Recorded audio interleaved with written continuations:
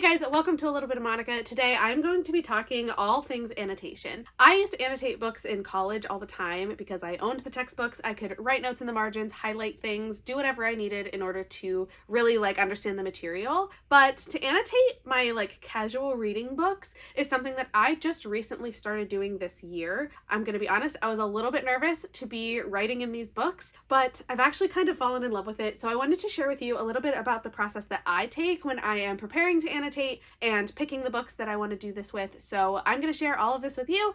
Let's just jump right into things. Starting off, I will let you know which books I have annotated so far and the next book that I have up next on my list to annotate. And then I am going to go through kind of my process of what all of this is going to look like. The first book that I decided to annotate this year, I knew that I wanted to read this book because it's a sequel and I loved the first book so much when I read it last year. And I knew as soon as the sequel came out that I was going to read it, but I decided to annotate because I knew I was going to love it. I just had that feeling. And I'm talking about Ruthless Vows by Rebecca Ross. This is the sequel to Divine Rivals. I loved Divine Rivals and I knew I was going to love Ruthless Vows, so why not annotate and take some notes on the relationship that I just absolutely adored from these books. So I did this in January. It was actually the first book I read this year and it was the first book that I annotated. Now this one has a very different style from a lot of the other books that I have done this year so far, just because annotation is truly a journey. For me, I am very much learning my favorite process. I am learning my taste in annotation as I go, and things are changing. I'm adapting as I go. So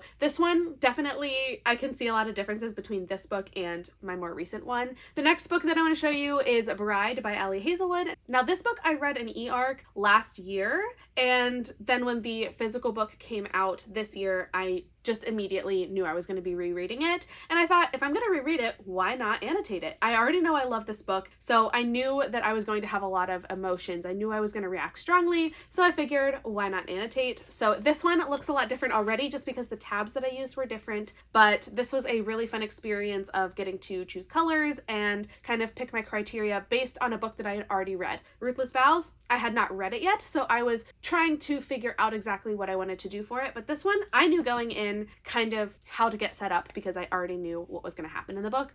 And the same thing goes for the other two books that I have already annotated so far this year, and the next book is part of this series. I started reading Poison Study by Maria V. Snyder in January. Now, this book series, I have reread this series more times than any other series in my life, so I definitely knew that I was going to love this, and I have treasured this series for so long since I was in high school that annotating seemed like the obvious next step for me, being able to record some of my thoughts and emotions as I go. Also because I already knew everything that was going to happen, I knew I loved the series, and this is a very long series. So far, these are the two that I have here, and I absolutely am obsessed with these books. I actually went to a signing for her most recent release, which is a companion novel to Magic Study, and I took my copy of Magic Study to get signed, and she started flipping through and reading some of the annotations, and she first opened it up to the page where I wrote F that guy, and she's like, oh yeah, F that guy, you're right. And it just made me laugh a lot, but it also shows that authors really appreciate when people are interacting with their work like this, and being able to show her some of my notes and just the way that I very clearly am invested in the story and just loving the world that she's created. That just felt really cool to be able to share that. I don't recommend necessarily sharing your annotations with authors that much because a lot of my thoughts are very unhinged. I'm actually very lucky that she didn't find some of the really ridiculous things that I wrote in the margins there, but it was still fun to be able to share that with her. And then, like I said, Fire Study is the next one up, but I also have been annotating the short story collection as I go, and these are ones that fit into the middle of this series, so this one's kind of a slower progression. But I will also be sharing with you a lot more in depth on this book of how I'm picking things for it because I haven't started yet, and so I have a lot of my colors and things that I will be using. Now, the first step I mentioned about picking the books that I've been reading. Now, most of the ones that I've annotated so far are books that have been rereads for me, so I already read them once. I knew I loved them. I knew that annotating was going to work. I knew that it's a book that I plan to keep. And I think a lot of people that think about annotating worry about making permanent marks in their books. A lot of people do not like the idea of writing, highlighting, things like that throughout the pages, and I completely understand that. And there are some less temporary ways to annotate that I can go over at the end a little bit. It's not a lot of things that I use because I'm not afraid of like messing up my books, because so far everything I've done I have no regrets. Even when I change my style, I don't regret the things that I've done previously. So a lot of what I use is permanent annotation supplies, but there are some out there that I will mention that you can also use if you don't want to be using pens and highlighters in your books. But again, the books that you want to pick, I would recommend going with a genre that you typically have a strong emotional reaction to, because the fun of annotating for me is being able to express the feelings that I am feeling actively while reading. I do vlogging a lot, which is also allowing me to share my vocal thoughts, but as I'm reading and being able to like actually underline specific words and lines, dialogue, or just like moments that stand out to me has been really, really fun, and I get to go back and revisit that. And if it's a book like the study series that I have revisited many times over the past 10 plus years, I know that there's a very strong chance I will probably revisit these books again in the future, which means I can go back through and see all of my thoughts from this time that I was reading them. And that's just kind of a cool concept of being able to do. So picking books can really be books that you think you're going to love. If you haven't read them before, it can be books that you really anticipate loving, or repeat authors. If it's an author that you have typically loved, then annotating might be a good option to try out for the next release. Or rereads, books that you have already read, you know you love them, and you go back through them. I know a lot of people who will read a book on Kindle and they'll use the like Kindle ability to highlight things, and then they'll get the physical copy and they'll annotate based off of their Kindle highlights. And I think that's also brilliant. I never have the forethought to do that, but I do really like that idea of being able to use your Kindle notes and transfer them into the book, because then you already know that you have things that will stand out to you. So once you've selected a book, the next step is to select everything else that you're going to be using. So this is all the supplies that come with annotating. So they're going to be probably tabs, so that you can have the tabs on the pages, but then also if you want to use pens and highlighters and things like that. So I use a variety of tabs. Obviously, when I did Ruthless Vows, I was using a different style than I have been using for every single book since then, and I was using these like thicker ones. Now, I really did like these, and I liked how they look. So eventually I am going to be going back to annotate Divine Rivals as well to match, and I will be using this style just so the books in that duology match each other. But these ones are nice because half of it is colored and half of it's clear, so it doesn't cover any of the pages, but they are very wide, so they take up more space on the page, which there's pros and cons here about that set specifically of tabs. The ones that I've been using more recently have been the ones that you're probably used to seeing, which are these like thinner tabs. These are the most common style. My issue with these is if you use a darker color and it covers any of the words, you won't be able to read the words underneath it anymore. The lighter colors are perfectly fine to be able to read through them, but yeah, if you use a dark color, they will not be obvious. And that's because the full tab is color instead of the wider ones where like half of it is clear. So there's like, you know, again, pros and cons of each style, but these ones tend to work just because there's so many different colors. And what I really like to do is color code them based on the book. So like the cover of Poison Study is this like green and purple, so I ended up using a lot of like purple, green, and like pinkish colors for my tabs. For Magic Study, I ended up using blues and purples, and that seemed to like look really good for the cover. For Bride, I used a black, which was kind of hard to see through, and a white, a gold, and a red, and again, the colors just stand out. They match really well, and I like how they look on my shelf. And then the same with Ruthless Vows. I used a pink, a blue, and a tan, which matched the cover pretty well as well. So that's kind of how I pick my tabs. I match them to the book cover. This can be tough if you're doing a series and you want them to be consistent, because I did kind of debate this a little bit, especially when starting Poison Study and Magic Study. I debated whether I wanted to keep the tabs the same through the whole series. Ultimately, I decided to go by book, and I actually am really glad I did that. So this is how I plan to continue, but they also look pretty uniform. It's just the color that changes. So using my Fire Study example, this is the book that I have coming up next. So what I did was I went through all of my tabs, and I quite literally just picked up a tab sheet, held it up next to the book and said, which of these colors match? And then I compiled all of the ones after I did that with like multiple different sheets. I compiled all of the tabs that seemed to match pretty well. And then I kind of picked my favorite ones and I put those all together onto their own separate sheet. And now I have this kind of lineup of colors that match the cover really well, but are different enough that they're going to stand out once they are on the book and like in the pages. Because that's another thing, that you want to make sure that the colors are going to differ enough that when you are flipping through, you can tell what color is what. I did almost use a couple that were very similar, and then I found it was kind of hard to tell apart the colors. So just something to keep in mind. But once you've picked out a selection of colors, and you can pick as many or as few as you want, but essentially what I do is I pick out some colors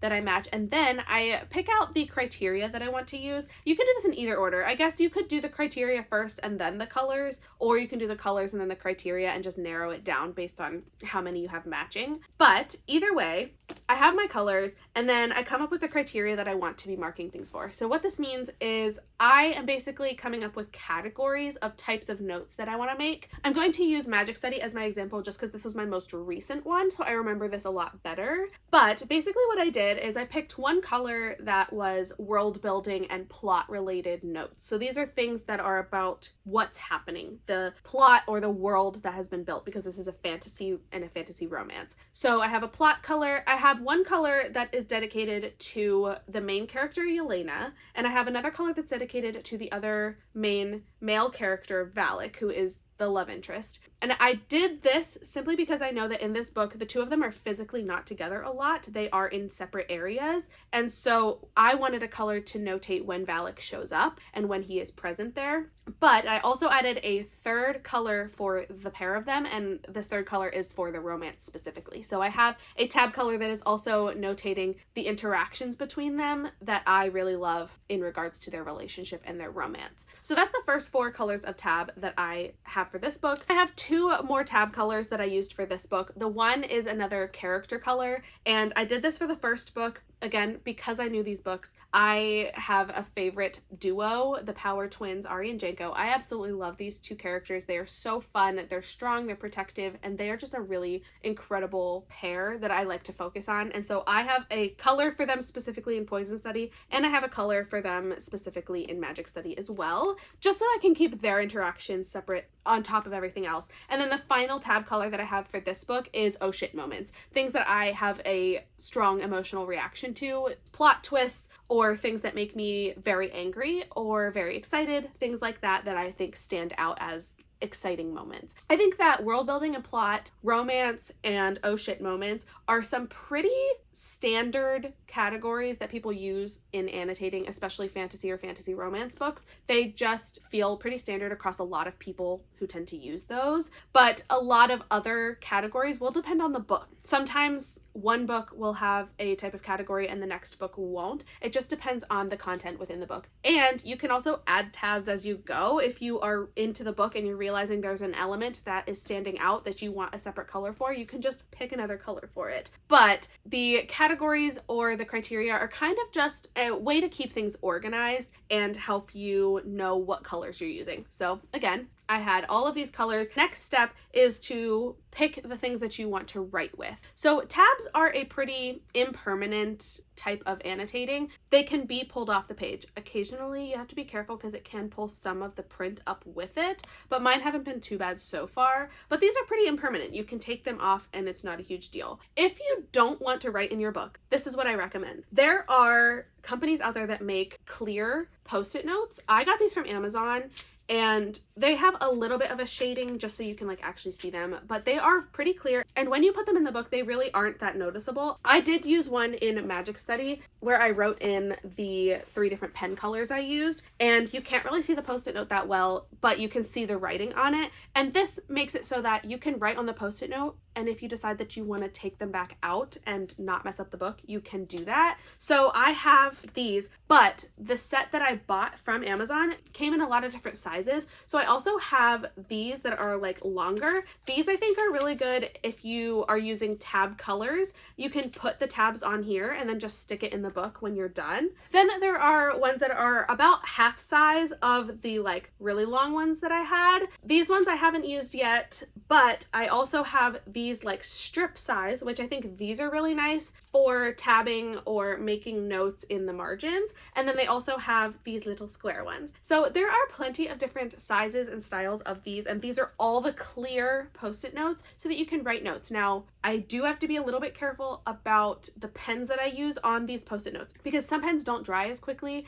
and this is a kind of like plastic-y material that some pens will be easy to smear if you don't let them dry properly. So just something to keep in mind, but there are lots of places where you can find these clear post-it notes online, and they are really helpful if you don't want to write in your book. They also sell, and I don't have any of these, but if you would like to highlight but you don't want to highlight physically, they make highlight strips. It's literally kind of like a tab style, but it's much thinner and it's longer, so it's like the full length of a page, and you can get those to highlight entire lines of your book without having to physically write in it. That's another great option for people who don't want to physically write. If you're fine with writing in your book, then you're like me and you'll probably end up collecting a lot of pens and highlighters. I have an entire bin full of all of my supplies. Now, you can ignore this section because it's markers, and I will not write in my books with markers. That's not going to happen. However, I have a section here for my highlighters, lots of different colors, different styles. Some of them are the ones that have 2 different types of points, so those are great for using for different reasons. And then I have 2 compartments for my pens, one of the cool colors and one for warm colors. That just helps me keep things a little bit more organized because I realized I was overflowing with pens. So what I do is once I have picked my tab colors, I then go to my pen and highlighter bin and I try to pick out the colors that are going to match. Now, the way that I do this is I literally just get a piece of notebook paper and I hold my tabs up to one side of the paper, and then I take the pens and I write a little couple of words in each color that I think might work, and I see which colors match the best because unfortunately sometimes the outside of the pen does not represent the ink color.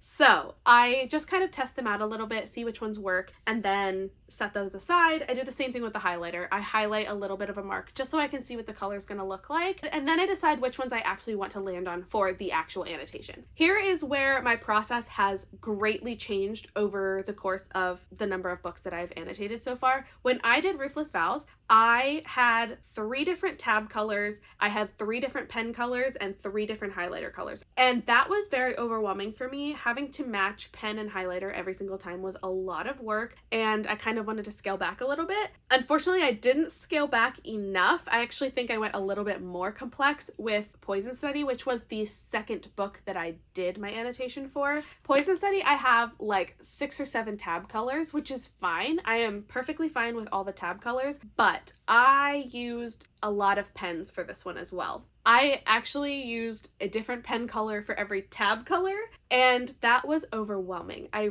don't have regrets about how it ended up looking and how the actual annotation is in the book. My problem is going forward, it was just a lot of work for me to do, and I think I enjoyed it a little bit more when I changed it and scaled back and still use the same number of tabs, but just scale back on how many pens or highlighters I'm using. So this one was a little bit extra, but by the time I got to Magic Study, I was using the same number of tab colors, but I scaled it back and used 3 different pens, and that actually worked so well for me that I am going to continue with that trend with the future books that I annotate. Now, back to the example with Fire Study. I have all of my tabs here that I'm going to be using for the book, and I landed on 3 different colored pens. I have one pen that's going to represent all of the people and relationships. I have one that's going to represent the plot and the world building and things that happen in the story, and then I have a 3rd color for my emotional response to things, golden moments, and just mind-boggling things that happen. And then with highlighting, something that also has adapted a lot that I have narrowed down is I at one point was highlighting everything with a different color, and that was a lot of work as well. So I scaled back, and for this series I started using just one highlighter color, and that has worked really well for me because I am typically color coding things with the pens, so I don't need to color code with the highlighters too.